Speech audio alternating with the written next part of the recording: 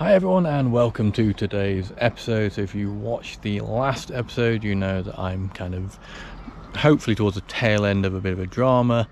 If you haven't seen the last episode, I strongly suggest you go and watch it because you get to experience me having misery and stress for a few days. But anyway, so for those who haven't seen it and can't be bothered to go back, about on Friday I went snorkeling. It's Monday today, and I noticed that my prop was very loose, so spent a couple of days stuck at the Norfolk Butte waiting to be able to find some wind to come down because there hasn't been any wind. Got up crack of dawn this morning, a little bit of wind, so just went for it, and I've managed to sail down here to Port Bannatyne, also on the Isle of Bute, and I've just been picked up from a mooring I grabbed on the way in and towed in by the rib driver. The prop is still attached, or at least as far as I'm aware it's still attached. It was attached when I turned the engine off. Okay, so it's been a few hours now. It's mid-afternoon, the tide has come up, and apparently I am next in the queue to get lifted out.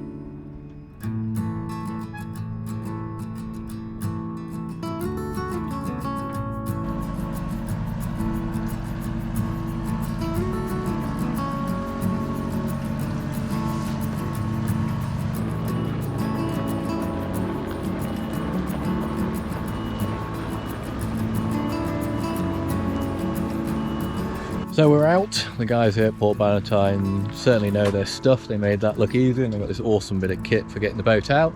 I'll show you what's what.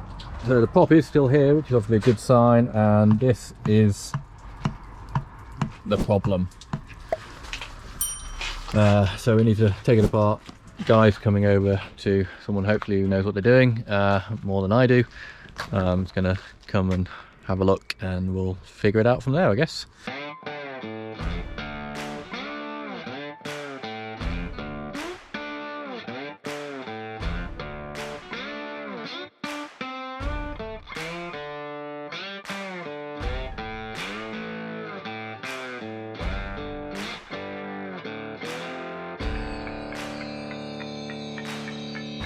So the mystery has been solved, and it's kind of a mixed bag. It's not the end of the world. Basically, there should be a spacer here, and obviously there isn't. So the nut itself hadn't come loose, which was my kind of primary concern. You know, if you look, this thread's pretty short, and with that amount of play, it would tell me that that was almost off. But actually, the nut was still tight. It was because of the spacer, and it's worn the inside of the threads. Now, when I put it on, obviously I didn't put the spacer on. I'm racking my brain. I almost certainly have screwed up because it's me we're talking about. So, but I don't remember it having a spacer, but maybe it did. Maybe I messed up. Maybe I misplaced it. Who knows? But whatever. With the spacer on, it's still a bit manky. The spines have kind of eaten itself a little bit, so there's a bit of play in it, but nothing that's going to be a major concern for now. I'll need a new prop at some point, but maybe a season or two down the line, so save up a few pennies.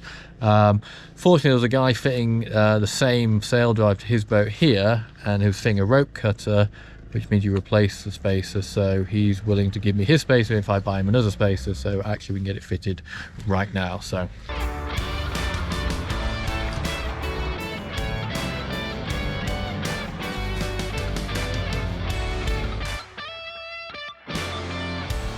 it's the next day, and it's a bit of a wet and drizzly one today, but ultimately the boat is fixed, it's back in the water.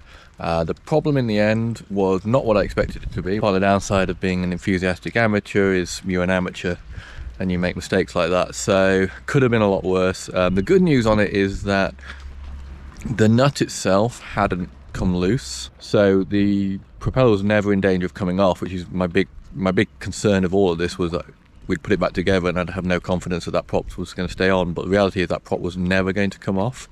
So I could have just come straight down here, but you know, hindsight's a wonderful thing. You know, all in all, worked out really well.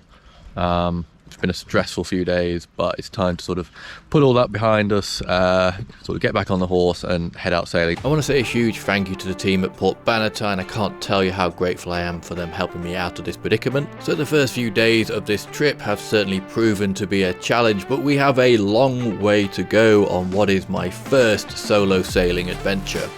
So I hope you'll come along with me as I try to document the many highs and not insignificant challenges of this journey. Now the wind has completely died, and also I can't get the engine to start. I'd like to go back to RB and call it a freaking day on sailing and everything, to be honest. Our adventures this summer will certainly test us, but they will also help us grow our experience and confidence in handling the boat. So if you want to follow along with our adventure, make sure to subscribe, and that way you're guaranteed to never miss a step as we attempt to take Hat Trick further than we've ever gone before.